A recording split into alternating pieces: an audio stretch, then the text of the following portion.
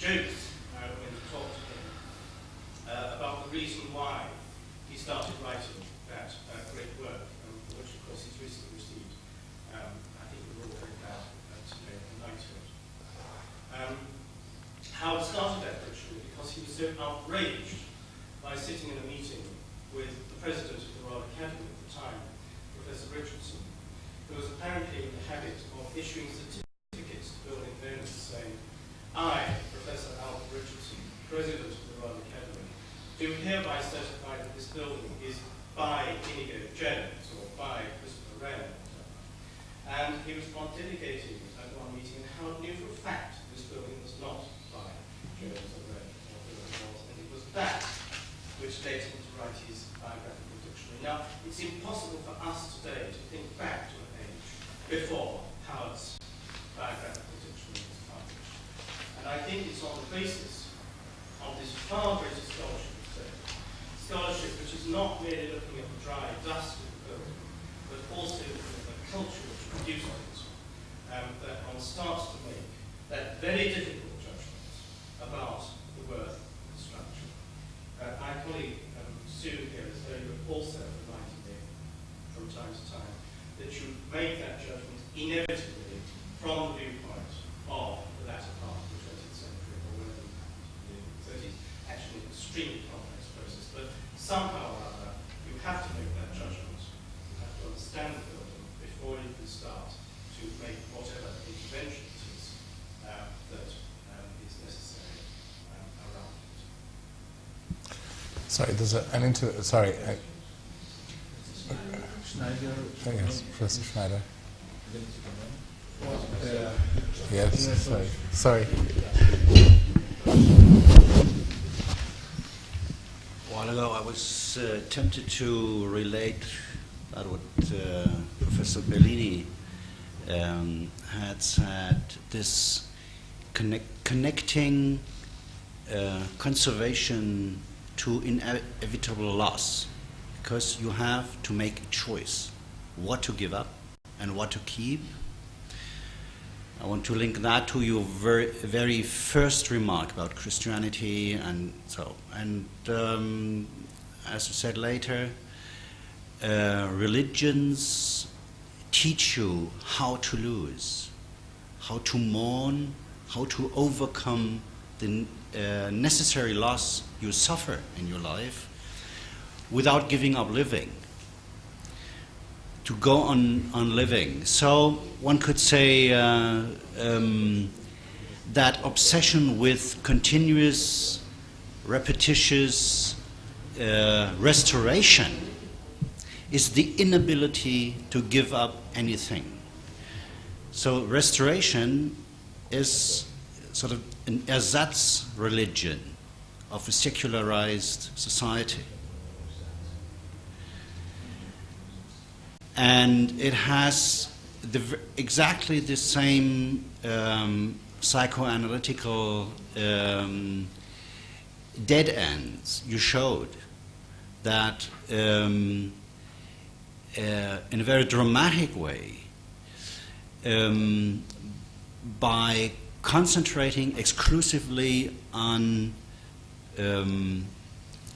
reproduction and restoration, you give up your ability of creating anything.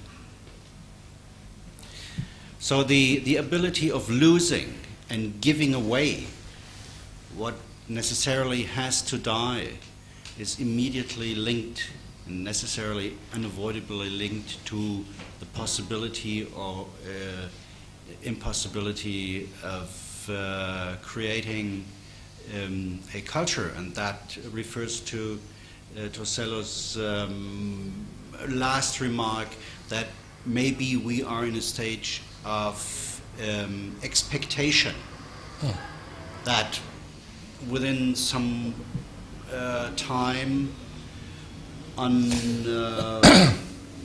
still uncertain ways, we could keep track.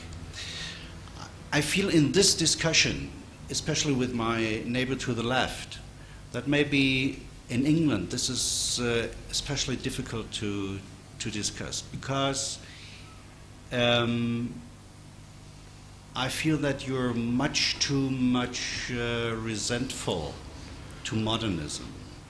Apparently, modern architecture did not take place here in Great Britain. Well, maybe in a sense, hang on just a second. I mean, let's put the last Because two. I and you, all of you, I know many examples of modern painting as well as modern architecture, for which I easily would give away my right arm in order to conserve them. I think there's a danger in a way of the conversation kind of splitting into two. You know, I'm extremely mindful when Ian Bristow speaks, you know, that he speaks, you know, for, you know, the most kind of intelligent, scholarly, professional form of conservation.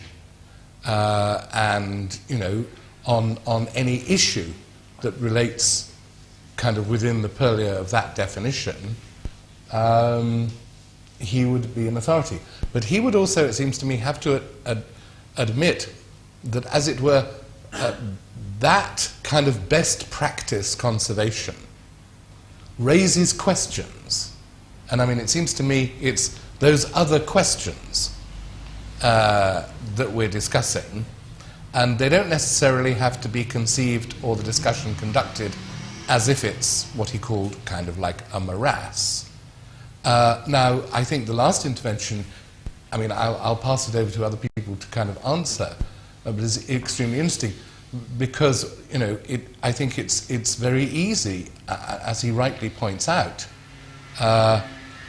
for someone coming, say, from Germany or from Italy, to get the feeling in England that, as it were, to align yourself with the issue of conservation is, in some sense, to oppose, let's not even talk about kind of modernism as in general, but let's just talk about kind of contemporary art and architecture as if it called for, I mean, someone said, I can't remember who, earlier on, in a very sort of Daily Telegraph-ish sort of way, you know, about Carl André's bricks. That's right, it was Rory. With, I think, the assumption that everyone in the room would sort of think they were, you know, some act of condign stupidity. I happen to think the work of Carl André is absolutely brilliant and incredibly interesting. No, I don't think they're stupid. I was rambling a bit. But you were sort of falling a little bit, you know, into the sort of Daily Telegraph speak. Okay, so here and then there. I've nothing wrong with the brick. It's not that but there's a feeling of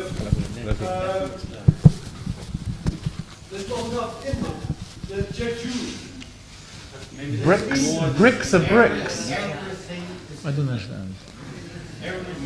No. Sorry, I'm going to insist on chairing. Yes.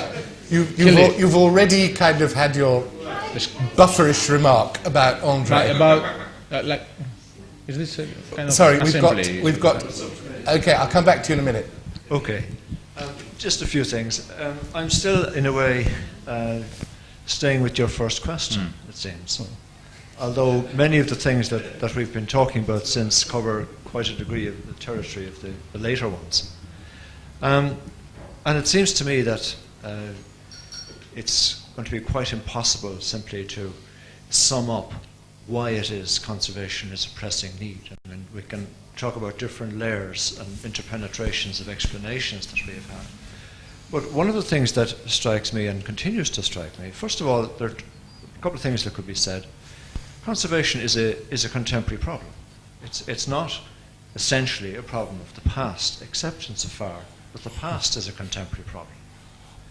And the past has quite often been a contemporary problem, as we've already seen.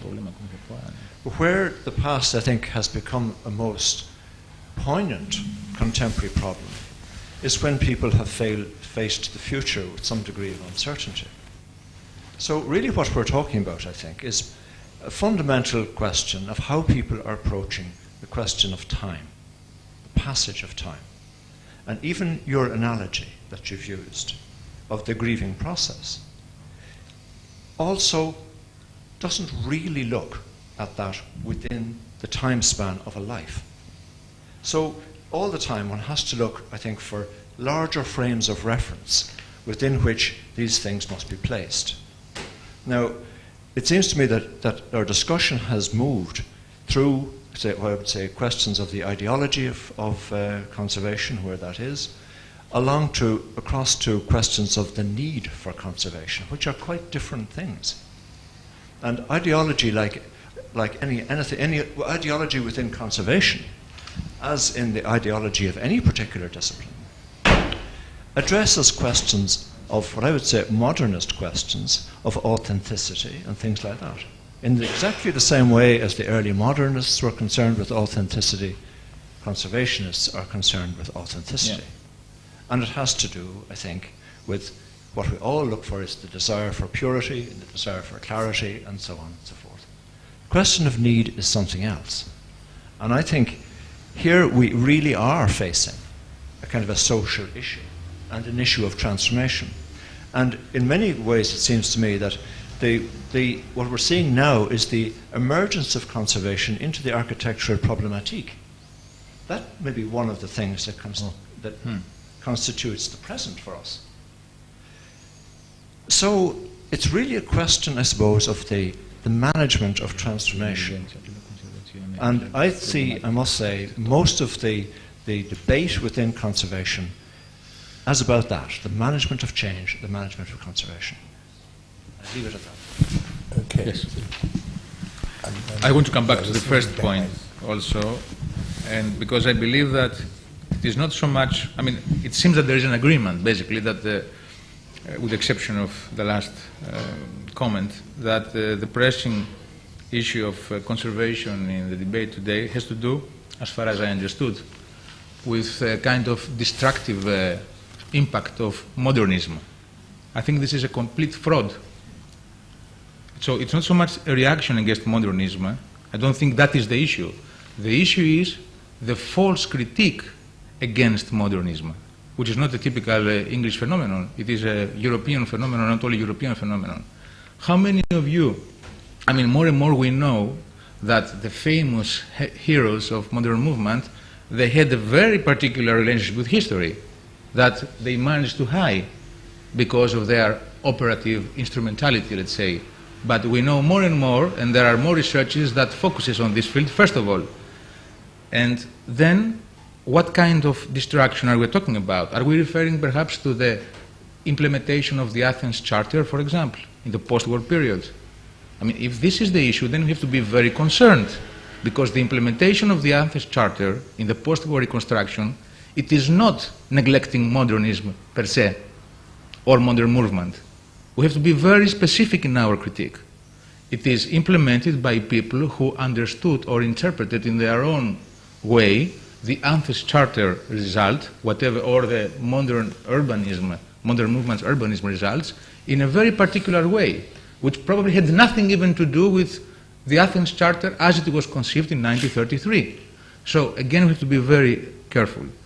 How many of you know the famous text of a very modern architect, an Italian architect, Ernesto Nathan Rogers, in 1959, at an age where apparently everybody would say that everything has been destroyed by modernism or post-war reconstruction, talking about and insisting on the so-called environmental pre-existence, which is the very essence of a larger notion about conserving or preserving, if you like, our environment, built or natural, which already brings an ecological dimension with it. How many of you know that?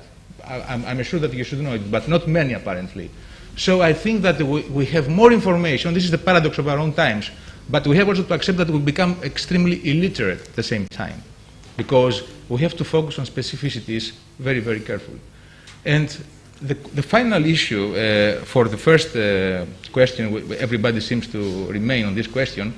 I don't believe so. This is the pressing issue. It's a kind of destructive impact of modernism. I believe it has to do with what I said yesterday, with the museification of our contemporary life, with the fact that our contemporary life, our contemporary experience, if you like, intellectual or physical or cultural or anthropological, has to do with the consumption of images, and that we are not so much aware of it. This is the real issue related with the growth of an ecological awareness. We have to understand that in the last 20 years, I mean, I'm sorry to say that, but if you look what happens in Europe, the so-called Green Book or the White Book, the White Bible, all those collective efforts which try to say, well, things are going into a certain way, apparently pessimistic, let's try to keep them, to conserve them, to protect them. So it is a much larger issue about preserving or conserving, and then the question is what? And then I think we are splitted. I think the split that we have regards the scales, because I have the feeling that there is a culture, a cultural attitude that is more interested when the issue of conservation is brought in for larger, or if you like, territorial, if you may understand what I mean, ensembles. I mean, where the historical center or the historical building, it is a part within a contemporary situation, together with a kind of landscape or with a villa or with the Adrian's Wall or whatsoever. So we're talking about large territorial ensembles, and then of course we're talking about a practice which has to do with specific buildings as objects. Okay? So the difference in scale is extremely important when it comes to this issue, because obviously for somebody who believes in the practice itself of the specificity of a building or of an object, the discussion about Berlin doesn't make any sense, because there are much more issues involved in the reconstruction of the whole city, let's say. And the last issue, I conclude on that, has to do exactly with what do we conserve. I mean, I would like to conserve buildings of the 60s, for example, because I believe, I mean, and you know very well, I mean, that there is Ikonomou since 15 years now spread around Europe, not only Europe. There is a concern about buildings of the so-called modern movement or modern architecture. And you know how many incredible paradoxes are within. We have to face that. Modern architects, they believe on the transitoriness of their buildings. And now we come and we say we should conserve them. Okay? And if we want to talk about the cultural value of the buildings, while apparently other architects in other times, they believe in the permanence of their buildings. So it is, I mean, we have to face that we live in a kind of extremely heterogeneous and paradoxical sort of cultural moment, and that the only way to deal with it is to try continuously to understand the reasons or the ways or whatever defines our practices. This is my firm point of view in the last years. By that I would say, and I would suggest that within the courses of conservation, building conservation, it wouldn't be bad to insert a course that has to do with the definition in terminological sense of the notions that we are using. Linguistically speaking, to restore already is restore, is like storage, isn't it? Being very naive is making something in the storage. Already we are talking about a concept which has to do with storing something. Repairing is completely different. Anastilosis in Italian has its own, I mean, I'm not going into that. There is a lot of debate in each word. I mean, if we just like to do that, it would have been very interesting, because behind the use of the word, basically we will understand the cultural practices for the specificity of our own profession. And as a little example, for the cultural value, and I conclude, when it was Edward Ross or Ludwig Ross, the first Ludwig Ross, when Bavarian sort of archaeologist, when he visited the Acropolis site and Parthenon, after Athens was claimed as the new capital of the new Greek state, you should know that the Acropolis is not like what we see today. I'm sure you know that. There was a medieval tower built at a certain moment in history, and actually there were still the traces or the remnants of the Turkish garrison within the temple. Why all this was cleaned up? I don't understand why all the traces of previous history were cleaned up in order to restore or to bring the idea of the classical monument in 5th century BC. And why the culture, if we want to deal with the cultural status and the cultural value of a certain artifact, I don't understand how can we choose. I mean, what is good or bad that Fred Scott, I think, was asking before. How can we define this? And this is a big question, but this has to do probably with the archaeology as a modern science, because the whole issue, I think we're discussing, starts with the notion of and the birth of archaeology in contemporary Western European society, if you like. And you know very well that archaeology, as well as architecture, are the par excellence fictional sciences. There was the person sitting in front of Ariadne. I'm sorry.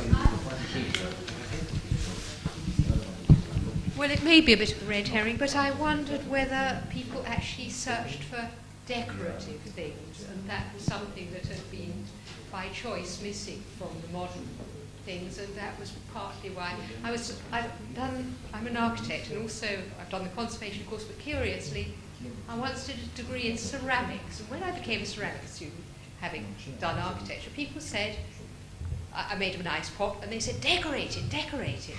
I thought, goodness me, you know, it was a very improper suggestion, I felt. And slowly, over the 3 years, I became very interested in decoration. I mean, it was something, there's a whole science and huge amounts written, and I mean, the Victorians were terribly interested in it. And I mean, I'm now very interested in the decorations, they all have a history, but architects, on the whole, don't know about it, and, you know, it's a sort of lost art, in a way. And I wonder whether it's something that the general public still hanker after, and yet to us it's taboo. I don't know, it's just a thought. I have, Jean Letherby, I have a theory about decoration, that it is the smallest element of the scale of the building.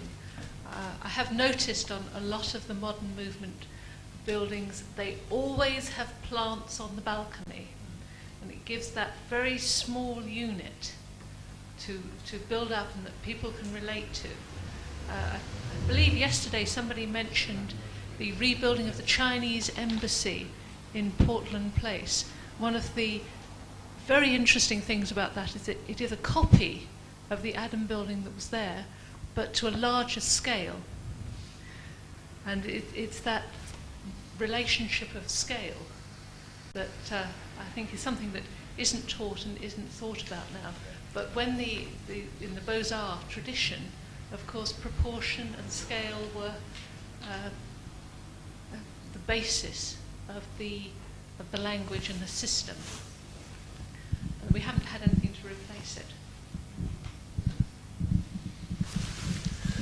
Fred. Well, it's just to make a suggestion about a division, I think, perhaps in the attitudes, and it's a sort of non-confrontational division. I think perhaps there's a difference in between monuments which are essentially unoccupied and places which are inhabited, be they landscapes, buildings, or parts of the city. And it seems to me these are two different conditions. And perhaps one could begin to structure attitudes separately towards these two conditions. The monument peculiarly is something that we need to believe doesn't change. This seems to be a very important, of great importance to us. We need to believe these monuments don't change. I think the Villa at Poissy is a very key example in this, you know. The Villa at Poissy is painted continuously like a fourth bridge in order to maintain, which is an obvious fiction, that it doesn't change.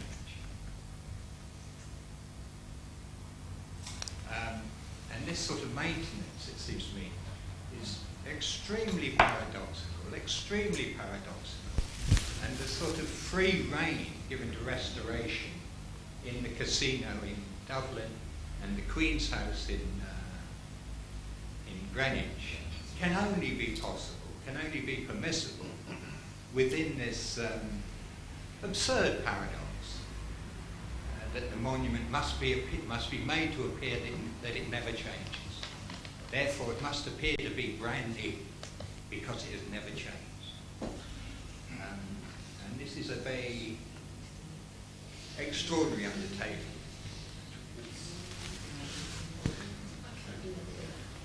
Could we give it back to Eleftherios?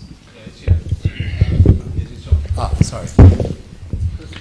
Well, I must say I'm baffled about all this that we have been discussing and proposing. The one thing that I wanted to do is draw a parallel, as it were. I remember when I used to go to school as a young boy, they used to teach us ancient Greek. And teaching us ancient Greek was through the original text. The thing what we did when they taught us ancient Greek was to read it. So we have to be very correct in reading ancient Greek.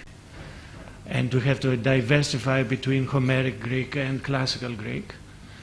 We had to write, therefore we had to be very correct and have fantastic calligraphy in copying ancient Greek. And we had to translate ancient Greek. And these were the three, if you want, activities that the teaching of ancient Greek in my time was concentrated on.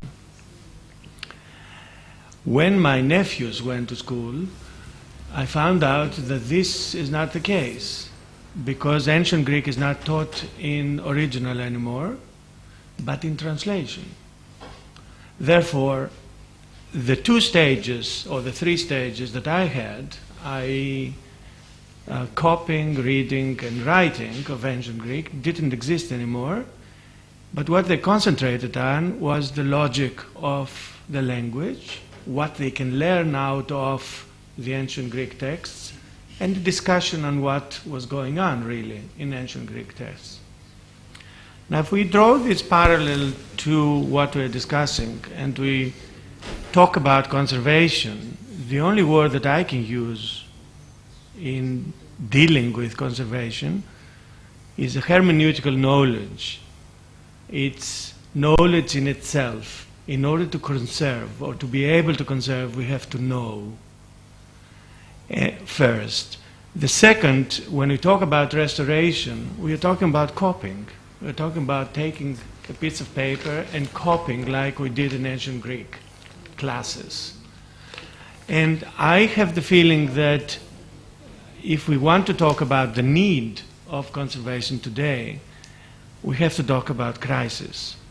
And we have to talk about crisis of every single value that we had up to now, which in fact brings us to this absolute necessity of legitimizing our existence, our whatever, our deepest thoughts, if you want, and something that existed and had some values. And this is the past, I'm afraid. And this we have to just accept like that. On the other side, the relativity of the person that does conservation or restoration or any other work, as it were, preservation or tutoring, etc., all of that is dependent, as it were, on a personal philosophy. Therefore, we can go on and be green in the face. We cannot control any of this, because case by case, we have to analyze, know the building, know the object, know the city, know whatever scale we're discussing, and then act. That's all.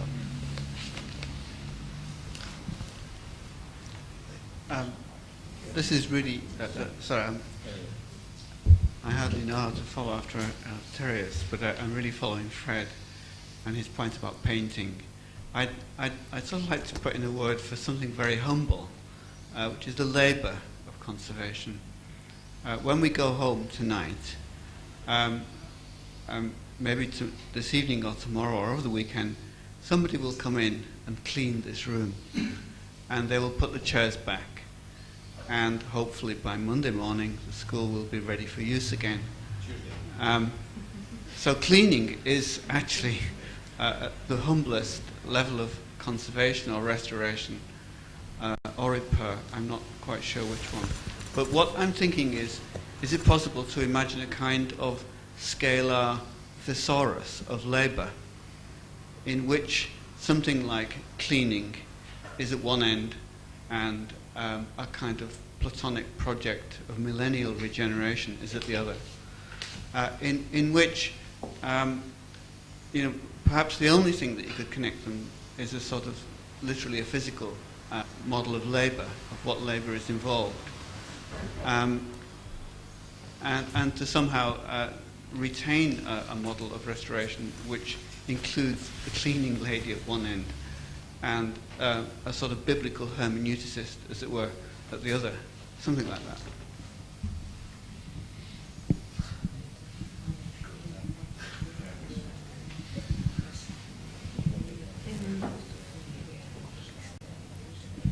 Well, I would like also to go back again to the question, the first question, in a sense to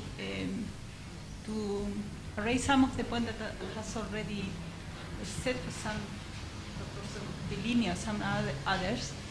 In one point, which is the scene why the people go to conserve, to go back, is in a way because of a crisis or a critic of the present, a critic of this, in a way, this interpretation of the modern movement, because I agree with you that it's a false interpretation, and the repetition of things that are, in a way, that fail in diversity. But we are, in a way, what we are against is a sort of monolithic or the zoning or the repetition of things without any diversity. In a way, also this relates to the extreme conceptualization of also in the present time or in the just the present past, in a way, when the world can be seen as in an extreme situation as total militarism or extreme liberalism, that also are showing something that is lack, in a way, it's focused only in one point and emphasize only one specific point, and it doesn't allow the diversity to occur. In a way, what we are looking in the past is, which is the critique of the modernism, is this lack of diversity that in the conservation, when we are looking to the past building, it still exists and still we can trace that through the building fabric. I mean, maybe we could turn right sort of at the end. I mean, to one question which we haven't really kind of addressed, which is, here we are having this kind of conference in the AA, amongst a lot of student architects who want to be kind of making new objects. Now, obviously, increasingly, there's a question of like the adjacency of the practices of conservation and of architecture. And therefore, I suspect sort of increasingly, that there will be the issue of the relation between them. And it seems to me, at the moment, first of all, that relation is not very close, but it's also not very happy. I mean, it seems to me most projects of conservation, which also entail architectural works within them or by the side of them or near them, this is why I was so delighted in the last project, which seems to me such an exception to this, from the point of an architectural school, the architecture that sort of surrounds heritage conservation is absolutely awful. I mean, you know, is kind of like rock bottom. At the same time, there's also an increasing question, not so much of conserving buildings, but unlike previous decades, certainly keeping them and reusing them. I mean, I think Eleftherios has kind of talked here this year, you know, on not the conservation issue, but the question of the reuse of buildings. Now, it seems to me, you know, these topics are going to somehow kind of enforce, and I think this conference is to some extent, you know, an attempt to open up that conversation to kind of enforce a relation. Now, the question is, how can that conversation be made productive?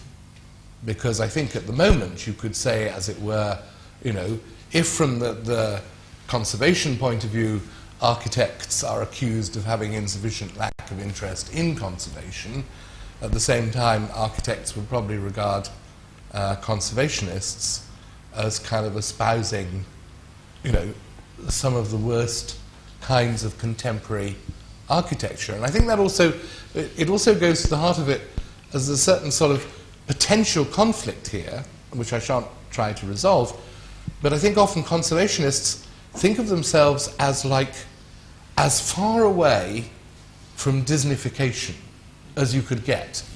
They want to be able to think that their practice, its object constitutes or deals with a kind of authenticity, and for them, you often hear them, Disneyland constitutes the very image of inauthenticity. Now, I think there's a paradox here, because from the point of view of the architect, it can often seem that, as it were, heritage is what you might call the thinking man's Disneyfication. You know, that is to say, trades in a kind of, however scholarly, kind of set of simulacra, often whose indeed mythical and political purpose is not so distinct from Disneyfication. So I think there are some very kind of awkward arguments to be had between the two, but somehow they will inevitably need to take place because of a certain sort of convergent character of the reuse of building, of the relationship between conservation projects and what's adjacent to them. I don't know if anyone kind of has anything that they'd like to say to that. Well, we'll take 3 or 4 more. If people could try and make their interventions quite brief. We'll start with Fred, he's always brief. Actually, I was only halfway through my reply to the last one. So it's really just finishing. I had the reply.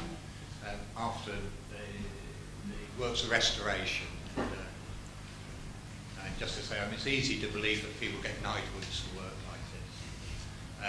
But to go on to the second, ancient structures which are to remain in the world, are to remain with us, and to share our existence, which means to have to be maintained in a temporal condition, which necessarily means they must alter. The question then is, how do you manage the alteration? It's a question of alteration, not a question of conservation, but it's equally to do with that. The question, the problem of intervention is one of alteration as much as it is one of conservation and preservation. And it's probably a question of degree of change. It's probably the one question is, how much can you change something? That's probably the limit. Just to add this, there is a very important text by an Italian architect, also again, Vittorio Grigori, who wrote on the notion of modification he didn't talk about huge changes, etc., although now he's doing other projects.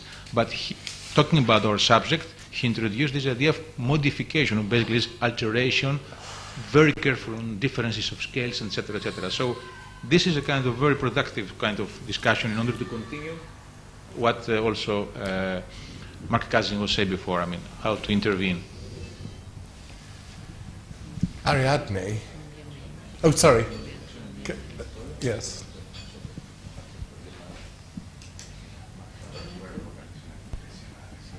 Thank you. I think there's some useful kind of definitions of conservation which one might actually introduce. The idea of conservation of something, of some intervention that prolongs the life of something, is a useful starting point. And when you decide to do that, obviously you ask yourself the question, why do you want to prolong the life of something?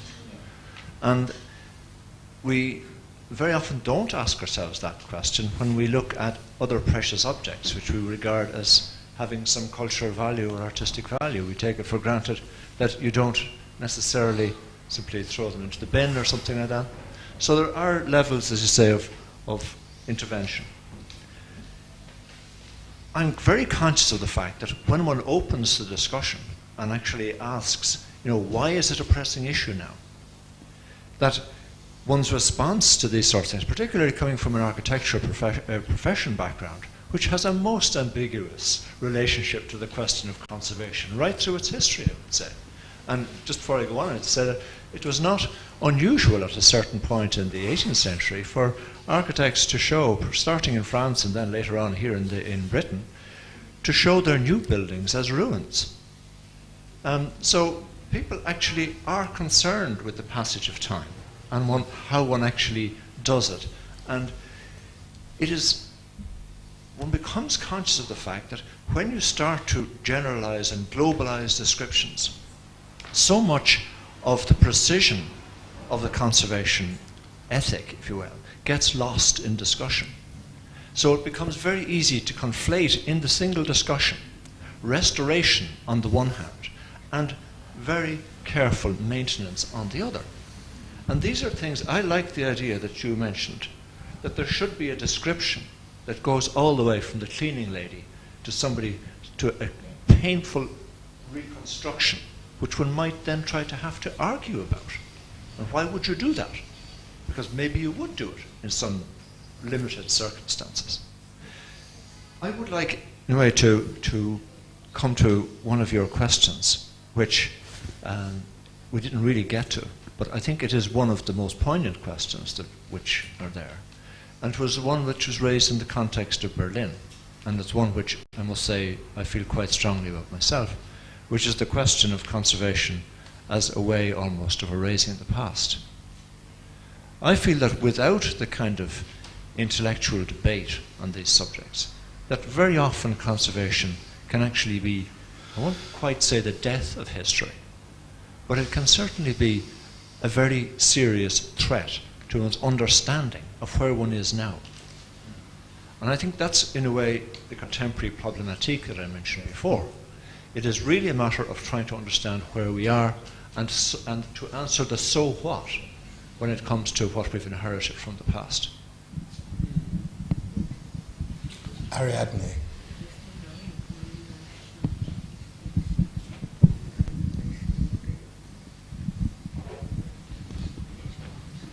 Well, this is just a remark about what Mr. Simeon Foridis said before about the demolition of the different stages of Parthenon during the 19th century, I think, that it has been a kind of a progress in the ethics and the general rules of restoration and conservation. And I don't know if you mentioned that before because I haven't been here all day. But phenomenon like this, like the demolition of different stages, for example, of a building or of a special part of a town, are not acceptable anymore. And this leads us to understand that decision like what is good and what is bad shouldn't even be faced today in the way that some of us discuss it. because the respect it's much about all stages of the history is now somehow much greater, bigger.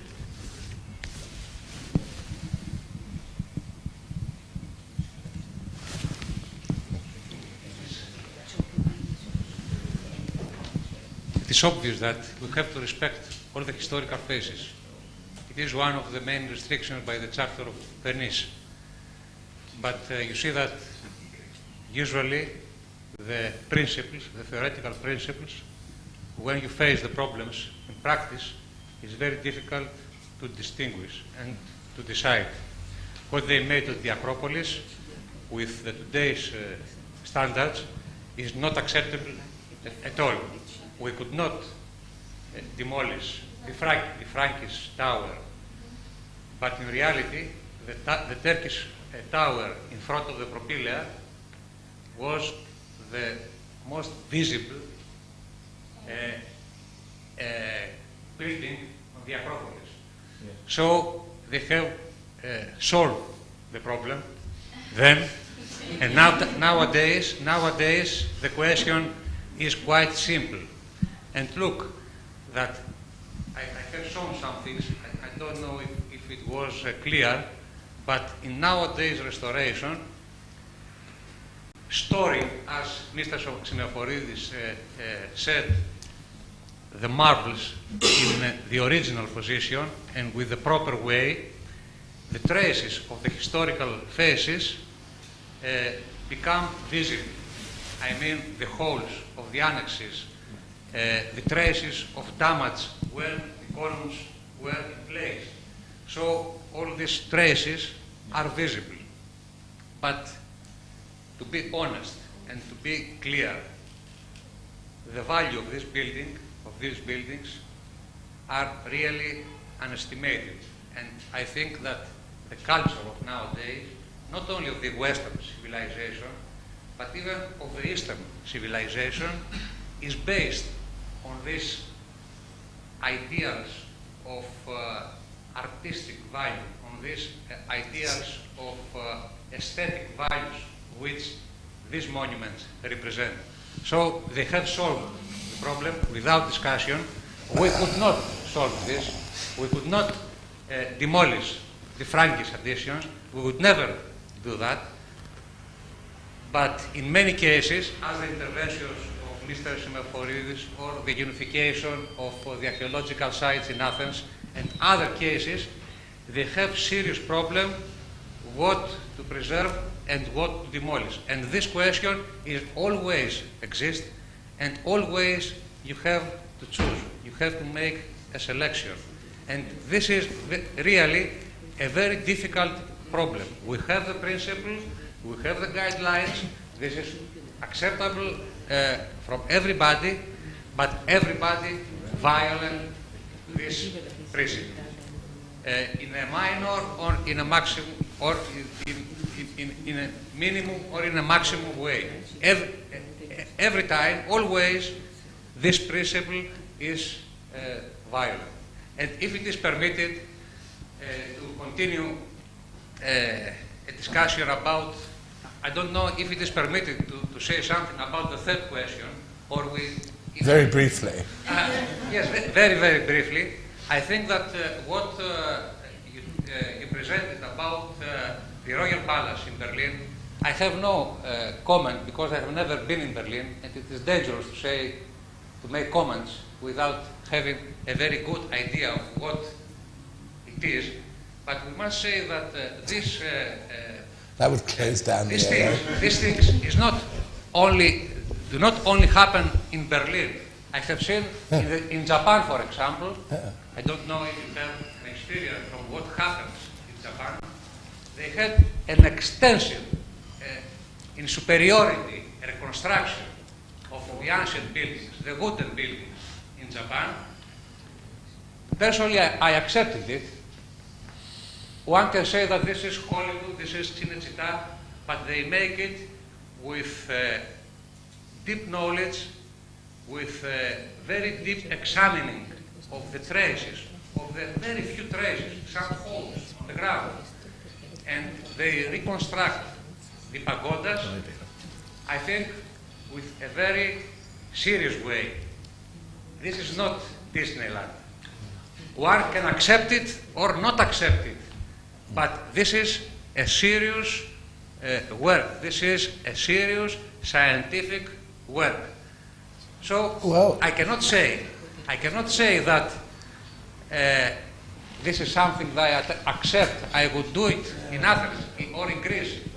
We have no need to do that. we could But they have the need. So this is something not obvious. We This could- is something that we have to discuss seriously. we could discuss that around the question, say, of whether or not the Sistine Chapel is Japanese.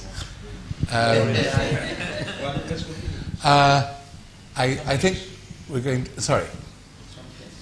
Allora, io non credo che adesso starò per dire delle cose molto banali, però forse è il caso di dirle.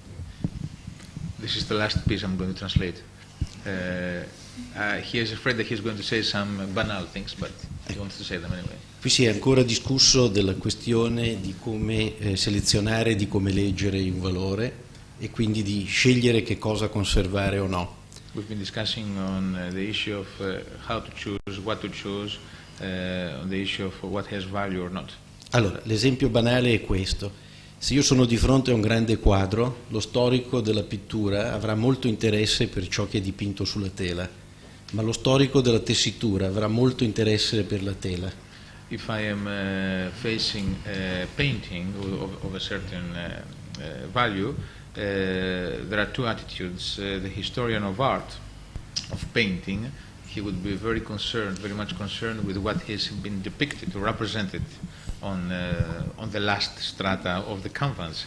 But the historian of the canvas, he would be much more interested in all the different stratifications which exist in all the paintings. There is not one face only. Ecco, nessuno può stabilire se per la nostra cultura sia più importante la storia della pittura o della tessitura. Allora il buon restauratore, e oggi si fa così, cerca di salvare e la pittura e la tela, e soltanto quando veramente non è in grado di farlo sacrifica una delle due cose. So the good restoration, you said restauratore, but you would like to mean conservator also. Sì, The good restorer or conservator, he should do both. He should conserve both the history of the different strata of the canvas as well as the last depiction or representation of the canvas.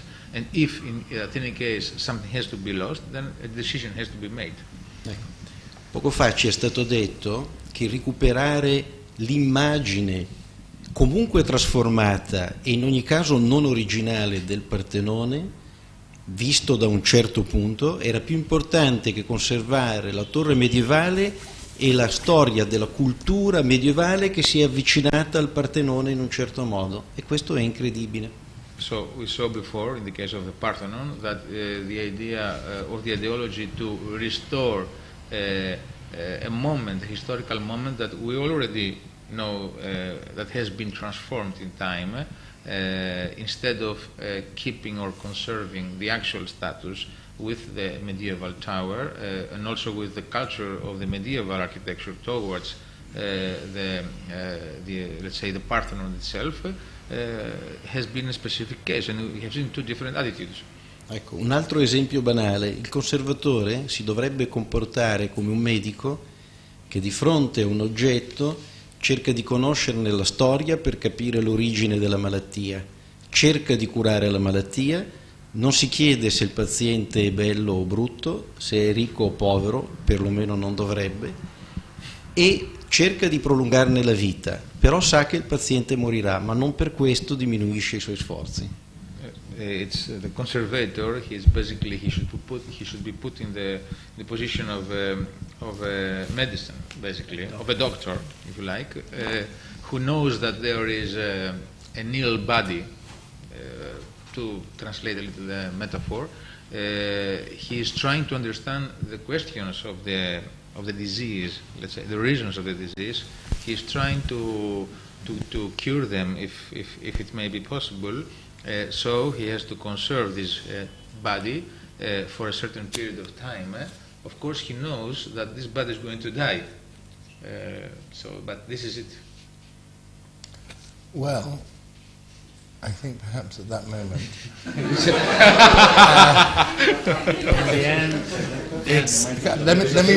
let me just kind of say something finally. Then I'll ask Eleftherios to close the conference. I think it was very interesting that the last intervention kind of uses the metaphor of the doctor, which is actually, if you notice, cropped up time and time again in the 2 days without anyone kind of reflecting on it. Obviously, one problem that doctors have these days, which they didn't have in the 19th century, is determining the moment of death. That is to say that bodies can be kept alive through a practice of conservation. What? Yes, they do in England. Mark. No. Well, in English law, they do, because the excellent legal position adopted in England now is that you can pull the plug out, because otherwise you may be committing an assault on the patient. But I mean, beside that, now we know. I mean, let's just think about kind of Victor Hugo on Notre Dame for a moment. You know, there are two things. One is that Victor Hugo thought that by now, I mean, in the 19th century, that in some real sense, kind of Notre Dame was dead, and that it had been killed. And that it had been killed, as it were, by the cuts and assaults of everything that had been done to the building by architects. He regarded the building as being a product of a social process which isn't that of architects, but all that architects had added to the building had finally kind of killed it. So that also raises another question, not only kind of when's a building dead or not, but it also raises the question, if one wants to conserve an object, one of the problems, which I think in a sense we've been addressing in one way or another, is what is the object and what is the stuff which has been added on or is an accretion to the object which is obscuring the object. Now, in a sense, two views have come forward.